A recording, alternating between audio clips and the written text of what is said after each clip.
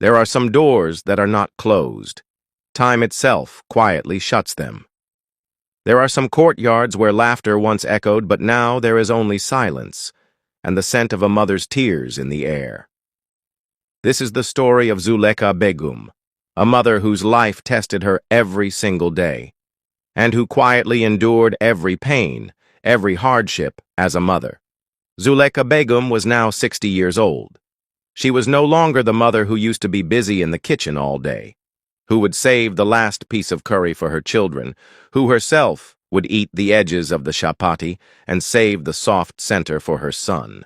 No, now that mother just sat, silent, alone, a prisoner of time gone by. At any time of day, Zuleka Begum's world had shrunk to one room, an old trunk covered with a stained cloth, a pillow which had now lost all its stuffing from absorbing Zuleka's tears, and a window from which only sunlight entered, but never hope. On the wall hung an old photograph of her husband, a youthful picture that would make Zuleka Begum's lips curl into a slight smile.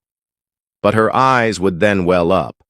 She remembered how she would prepare his tea every night before giving him his medicine, how she had mortgaged her bangles for the children's school fees, how she would climb onto the roof in the scorching summer sun to dry clothes, and at the same time pray to Allah, "O Allah, may my children succeed. I want nothing for myself. Just their happiness is enough." But now, those very children, that successful offspring, didn't need Zuleka Begum. They were merely bothered by her presence. Her son, Asif, went to the office every day, bought perfumes for his wife, chocolates for his children, but not even a greeting for his mother. Her daughter, Rani, lived at the other end of the city. She would visit once a month and immediately say, "Ami, you live in such an old era. Get a phone, watch TV. The world has changed." Zuleka would just offer a faint smile. Who would understand that her world had already died within her? In the corner of the room, that old prayer bead was still there. Earlier it used to be used 5 times a day. Now even that prayer bead was tired, just like Zuleka. One day Nazira Kala came. Lovingly, she said, "Zuleka, say something. You used to be the whole world for your children. Why are you so quiet now?" Zuleka slowly replied, "Kala, now my heart doesn't desire anything. All my life I collected things, shared love, gave blessings. Now I just want one thing: peace."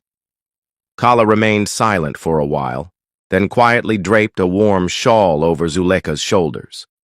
This was a moment when eyes didn't need to form words, just a silence that was the heart's scream. Zuleka's trunk was still closed.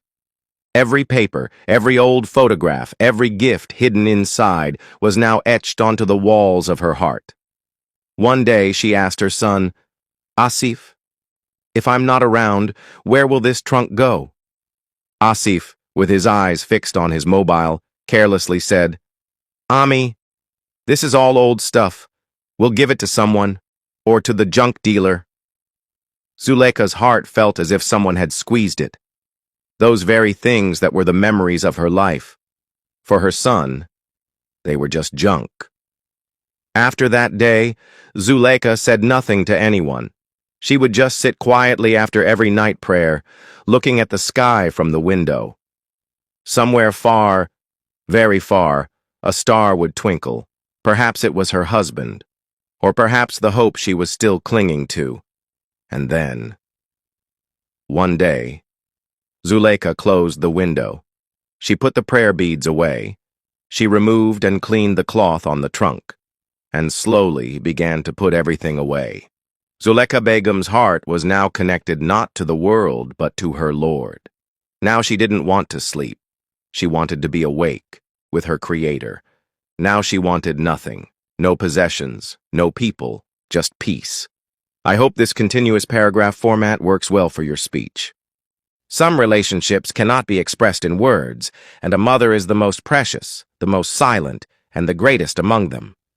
Zuleika Begum's sacrifices were not recorded in any book, nor was any film made about them, nor any poem recited. Yet every day, with every breath, she fulfilled her duty as a mother. At the time of her marriage, Zuleika was only 19 years old, with little education or understanding of the world, just a new home, a dream, and a passion for service in her heart.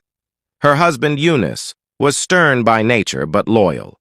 In the beginning, he would get angry at every little thing. But in his heart, there was respect for his wife. Zuleika never argued. Instead, she would agree to everything with a nod of her eyes. When their first son, Asif, was born, their financial situation was dire. Zuleika sold her dowry and pawned her wedding bangles to pay the doctor's bills. People would say, "What a simple woman, she doesn't even demand her rights." But she would say, "Relationships are built not by demanding rights, but by giving." When Ronnie was born, there was an atmosphere of joy in the house. But for a mother, joy only means the smiles of others. Even with a fever, she would breastfeed her child, and if she couldn't sleep at night, she would recite Ya Ali Madad on her prayer beads, saying, "May my children be safe, that is enough." Time passed. Her husband's business failed, and then he suffered a heart attack. Zuleika started cleaning houses during the day and massaged her husband's feet at night. There came a time when her hands became rough, but her son's uniform was still clean and ironed. The neighbors often taunted her, saying, "You're a widow now, live your life sitting down." But Zuleika replied, "I have to educate my son, I have to marry off my daughter, I don't have time to sit." When Asif achieved a position in school, Zuleika washed her old dupatta and made a flag for her son from it. People were surprised. She was crying with joy. She said, "My son has given his mother the right to walk with her head held high for the first time." When Ronnie grew up, suitors came to ask for her hand. Zuleika dressed her daughter in her Mendi sari, which she had preserved for 40 years, and just told her daughter, "Daughter, bear everything in your in-laws' house, but never forget your mother." Then came the moment that broke Zuleika from within. Her husband's demise. Life seemed to have stopped. But Zuleika kneaded her tears into the dough for bread and never let her children feel that their mother was broken. Zuleika was now simultaneously playing the roles of cook, laundress, teacher, nurse, and friend day and night. For her, Eid meant children's clothes, and Muharram meant the flag of Mullah Abbas, A.S., which she would make herself, sew, and hoist on the roof.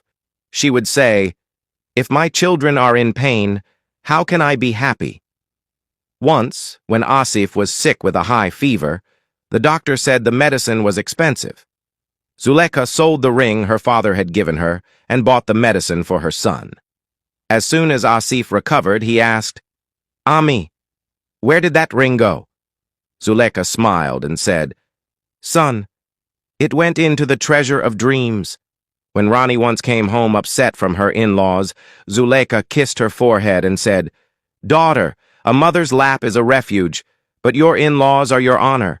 Go back and learn patience."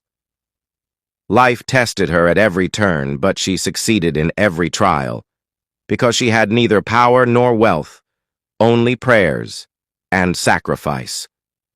Now, at 60 years old, as Zuleika sat alone, all those moments played like a film in her eyes. The first night of her marriage, her husband's last breath, her son's first day at school, her daughter's nikah, and that last prayer.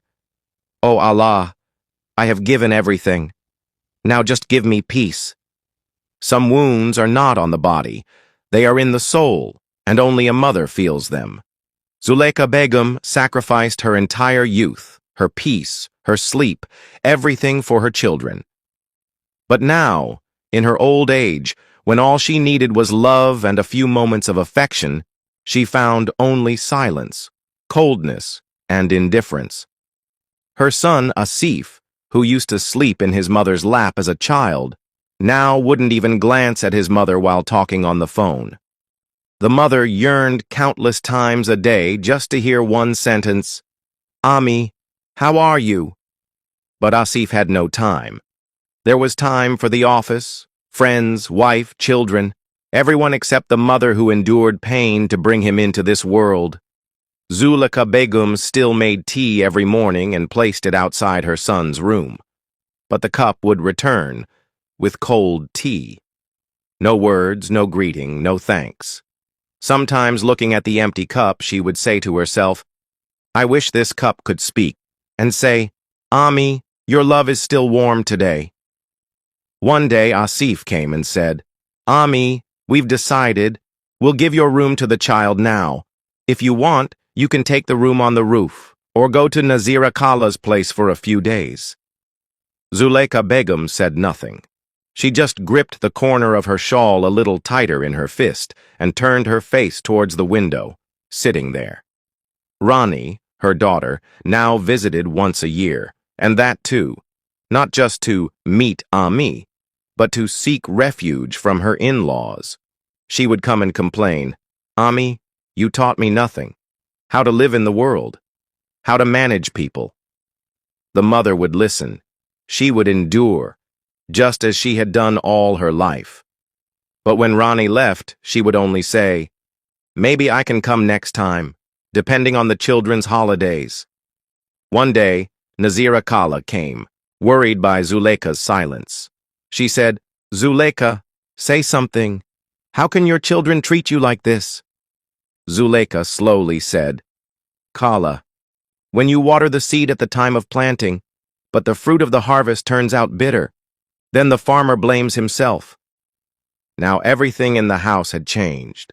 The walls were newly painted, the rooms redecorated, but the color of the mother's heart was only loneliness. There was laughter and joy in the TV lounge, but in Zuleika's room there was only the echo of her prayer beads. Her son's wife, Aliyah, often objected to the mother's ways. "Ami, leave these old ways. Times have changed now." Sometimes she would say, "Why do you talk so much? Just stay quiet." Zuleika Begum would fall silent, because a mother's heart doesn't know how to scream. It only knows how to pray. One day, Asif's children said, "Abu, a strange smell comes from Dadi's room." Asif replied, "Old people are just like that. They keep old things, old talks, and old breaths their whole lives." Zuleika Begum heard this. She was inside the room, beyond the wall, and beyond her heart. That night, as she lay her head on the pillow, she only said, "Oh Allah, I have become a burden now. Just call me to you." One day, she went to the market for the first time without anyone, neither her son, nor her daughter-in-law, nor any companion. She fell on the way. A stranger woman helped her up. "Mother, why are you wandering alone?" Zuleika replied with a faint smile, "Daughter, there is no place for me at home. Now the road is my shawl." When she returned, the door opened late. Her son said, "Ami, you shouldn't go out now. It embarrasses us." Zuleika's heart didn't break hearing that sentence. It had already broken 1,000 times. Just that day, she took a shawl from her trunk and prepared a small bag for herself. At night, her son asked, "Ami, why have you prepared this bag?" Zuleika said, "Just need to go to Nazira Kala's for a few days." Her son said, "Okay, all right."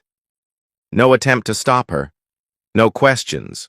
No remorse. Sometimes silence is the loudest scream.